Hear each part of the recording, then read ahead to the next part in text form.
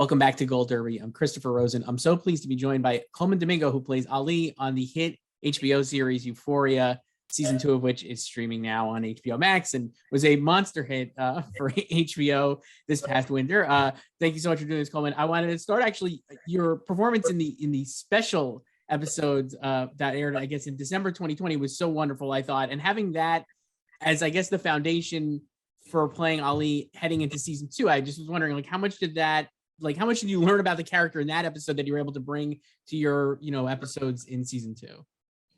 I learned everything about the character in that special episode, everything. That was a gift. I don't know if an actor can express how much of a gift that was from Sam Levinson for a guest actor to be handed that. Guest actors, you come in, you do your work, and then you know what your engine is, and you move it along. For the protagonist and antagonist to go along. But this was truly a gift because Sam really writes, how can I say this? He not only writes to my strengths, but he also writes things that challenge me. To have that much intense dialogue about the human condition, about the disease of addiction, about and trying to not only be an empath, but also to challenge this young woman. Played ferociously by Zendaya. It's just a gift that keeps on giving, to be honest. I think I learned so much about the why Ali is even in the series, what's important. As it's spinning off its axis, the series is constantly spinning off its axis. It's a roller coaster, it's a merry-go-round, it's a house of horrors. And then you have this grounded human being in the middle who will come right at the right moment. He will open the door, he will sit at a diner, he will show up at a meeting, and you can have a breath. You could ground yourself in the truth, in the possibility of what you can be, what's available to you, accountability. He gives me everything to play. I can play every single note that an actor would like to play with one character. I have a character who's flawed, who's funny, who's I don't know. I just love that he's like, you know a lot about him, but then there's certain things you don't. So you see a vulnerability with him. When he goes out, he's talking about his past with his wife and his 2 daughters. And you see where he hurts and where he aches, but then you see the thing that he puts on top of it, which is all this strength and positivity. But you know that he's human like anyone else, and he tells you that he was very flawed. He did terrible things. That he abused his wife, and he abused drugs and alcohol, and probably I think sex as well. And then he's saying, but you can get better. You can make other choices to live in this world. So I've been given the lion's share for any guest actor I think out there in the world, because I get to go in and perform the triple axel. Yes. On a series, and then throughout the season, I come in and out, and I come in to serve a function, which is great, to just challenge, to offer some levity, to sit at a dining room table and offer some more thoughts and food for thought to the whole family, and then I go. It's kind of cool, It really is. And as a viewer, it's great. So you mentioned like that dining room table stuff. That's episode 6. It's right. Episode 5 is such a traumatic episode. Obviously, very much like Rue in the throes of addiction, like kind of just running around and it's just making tons of bad choices. And really, she runs into Ali in that episode and says some really terrible and hurtful things to him. And like you mentioned about his past. And then in that episode 6, she calls to apologize for saying that stuff to him after she's like going through withdrawal and stuff. And I just love that scene so much. I watched it again before we chatted because Zendaya in that scene is incredible. It made me tear up. But what really got to me was like Ali and your performance there on the phone. You do so much with silence, I feel like, in that sequence. And I just love that so much. And you accept her apology, or Ali accepts her apology, obviously. But I just was like, again, I'm just blown away. And I guess, can you talk about doing that scene and the choices to be so like the extra beat of silence I just found so fascinating. And I just love your performance just on the phone. It's coming through. It's so much empath, like you said, like empathetic and just incredibly moving. And I'd love to hear you talk about that. Well, what's beautiful is, as a guest actor, I go in there and I shot out one whole episode in one day. So I go in and we just go back and forth with all my scenes. And then Sam took Zendaya and I over to, I think it was the set of Jacob Elordi's family's house. So we're on that set and we actually record my part face to face. So Z and I are actually having this conversation. And I knew that Sam just guided us so beautifully. He was like, take your time with it. Just listen and respond. And I know when she finally was saying that she was sorry, he had to actually take it in and digest. What that pause is for me is for him to make the choice, not to say suddenly, I forgive you, but he actually has to do the work for himself as well. He's like, because she said some very horrible things, horrific things that could trigger him right back into some really dark places. So he makes a choice. There could be a choice that someone can think that maybe I was messing with it a little bit and drawing it out a bit. But I think the choice that I was making is that I have to really find that forgiveness in myself and take that moment. So it's all hanging in the air. And the audience, we want this to come together because it's the strongest relationship that she has, that Zendaya has, Haru. And so we're holding our breath, and then finally he says it. And then I love what he says about forgiveness. It's such a beautiful quote. I can't remember right now, but basically, I personally think that that's what Sam, at his core, if he probably told you what it's all about, I think it's about the power of redemption. I think that the whole show is about the power of redemption. I think it's about what do we do with people who have been sort of disgraced or turned away, or no one was acknowledged for the disease that they were carrying, whatever. And where are they in our society? And is there room for them to come back into the fold and to be, accountability is a part of it. But then but there's use for people in this world. You can't, that's being human. Forgiveness is human. And right. when you forgive, you forgive. and that everyone has the power to be redeemed. And I think that's such a beautiful, loving thought, especially something that I think that we need right now in our culture.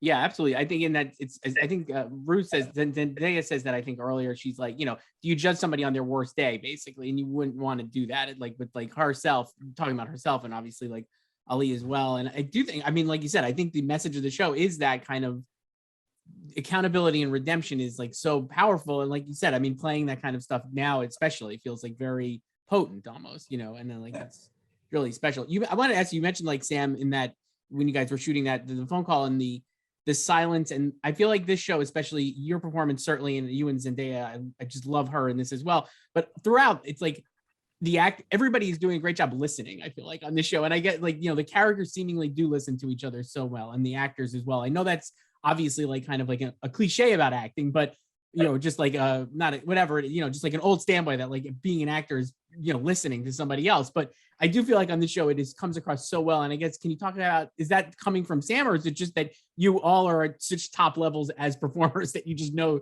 to do that? Well, okay, I'll say that we're all such top level performers and we don't do that. But I'll also say that it's all in the writing. When it's well written, it's easier to listen and respond. There's still lots of detailed work that you need to do to get out of your way. But you actually, Sam gives you language that if you listen, you have the right words to respond to. That's in that special episode, that is such a great exercise, epic exercise in listening and responding.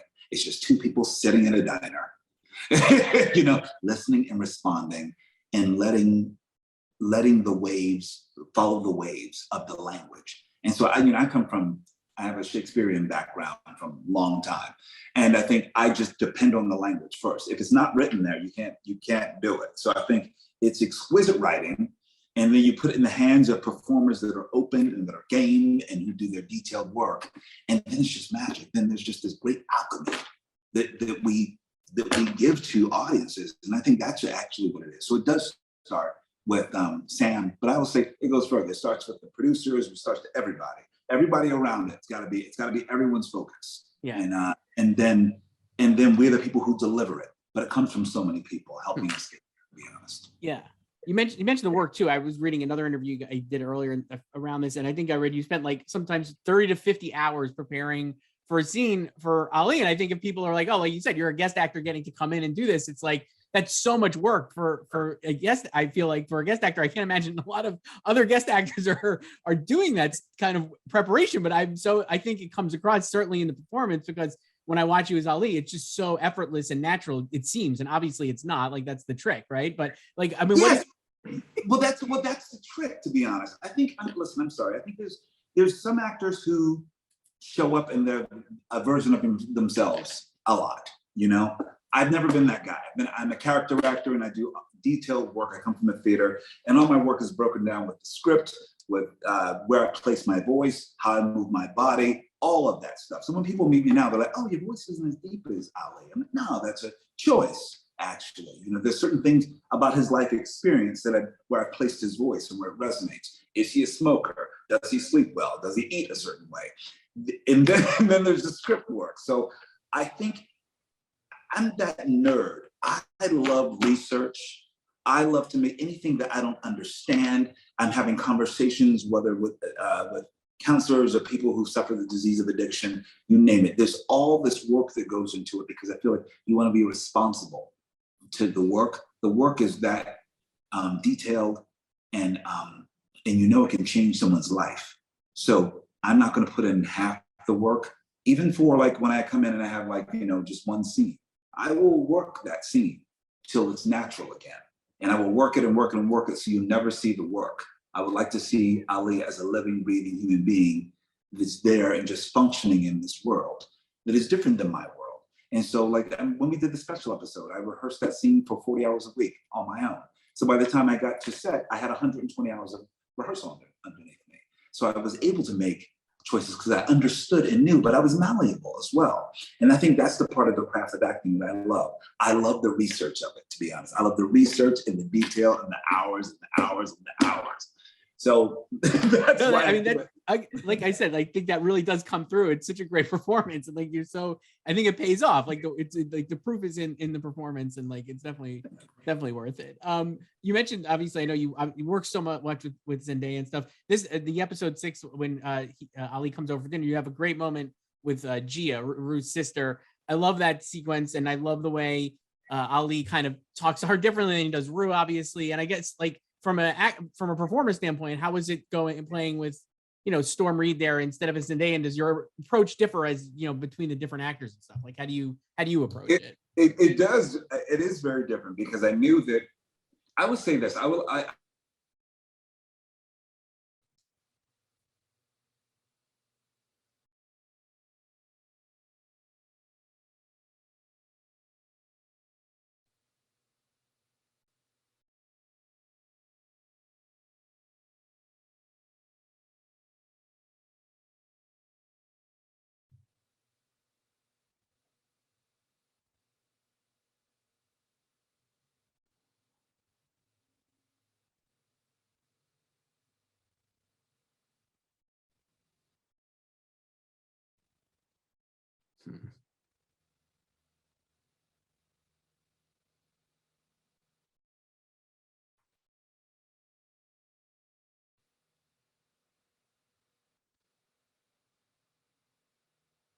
Hey, Carly, I think we broke up there a little bit. No idea.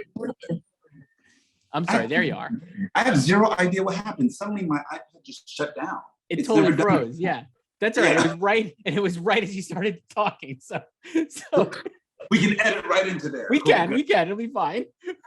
Feel free to ask the question again. Let's do it. Yeah, it was basically about, does your approach with, you know, Storm Reed differ from how you perform with Zendaya and stuff? It absolutely does, because I think, you know, she's a whole different animal.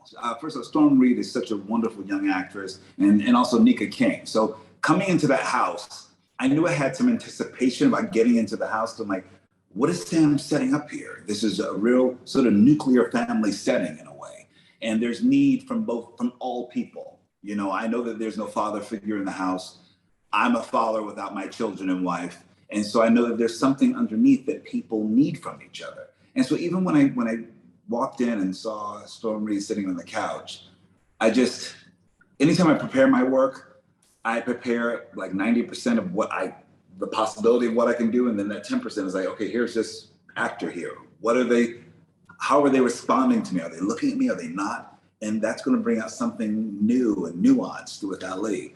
So I approach it very uniquely. I mean, Storm Reid is just wonderful. So I loved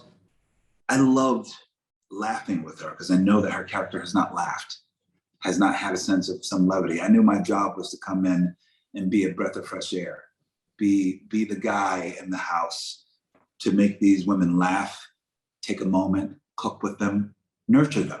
I know that that's what, as Ali has gotten to know Rue, he knew that the family was also struggling as well. It's not just the person who is addicted, but it's the family. So I think that he knew that he wanted to, I think, just come in and just like, sort of help out in a way. But I think he's helping out, but like keeping a distance. Like, let me come in and let a person know that you have a right to be angry, you have a right to your own feelings, you have a right for this. This is the reality of it. I gotta go. He's being in service. Right. But the other thing I think too is that's interesting is knowing his backstory, like, and like we learned in the thing. I think there is obviously, or at least from my perspective, I was like, it does feel like there's something here that he's getting from this as well, right? Because like of his own life and like his own estranged daughters and stuff like that. So it's like it is a really touching scene. And I think you're doing, like you said, Ellie's doing a service for them, but he's also getting so much out of it. It feels like. I think people ultimately are selfish. I do believe it. I believe no matter what you're doing for someone else, you're actually doing it for yourself when you really look at it. You're like, because you want to, it's not, even his whole relationship with Rue, I think it is about like, yeah, I want to help this young girl, but I also want to redeem myself and help myself and feel like I'm making a difference, or I can change, I can hopefully let this young woman see where she could go and like stop that, hopefully. Because then it feeds him. He did something good in the world. He says it, again, I'll go back to that special episode. He said, what did he say? He said, I'm just a crackhead trying to do some good in the world before I die. I think that's his truth. Yeah. So do you have I know obviously like it's coming back for season 3. I love when Ali's on it. I'm assuming he will obviously continue on it, but I doubt you've talked to Sam at all about where it might go. But do you have like, or maybe you have, and like, what are you hoping for, I guess? I talked to him a little bit about where Ali may go, which is always interesting and compelling. I know that, let's say this, after we did the special episode, we knew it wouldn't be as interesting for Ali to come in and always sort of be, how can I say that? This message of hope every single time. That can get old. You have to keep growing with the character and keep challenging. I think it'd be interesting to take him out in the world a bit more. I would like to see Ali, how he is without that relationship to Zendaya. I would like to see Ali's backstory, what has made him who he is. I think there's always possibility of that. Sam is always he's that artist that's interested in dissecting. Now that you know a character, what do you not know about a character? I think. Right. Yeah. I mean, we saw that with Fezco. He did that really well, obviously, in season 2. Grandma? Yeah, absolutely, man. Yeah. So we need that for Ali for season 3. Yes, we need Ali with Fezco's grandma. Yes. Yeah. Colman Domingo, guest star on Euphoria season 2. It's an incredible performance. Thank you so much for doing this. I appreciate it. Thank you so much, Christopher. I appreciate you. All right.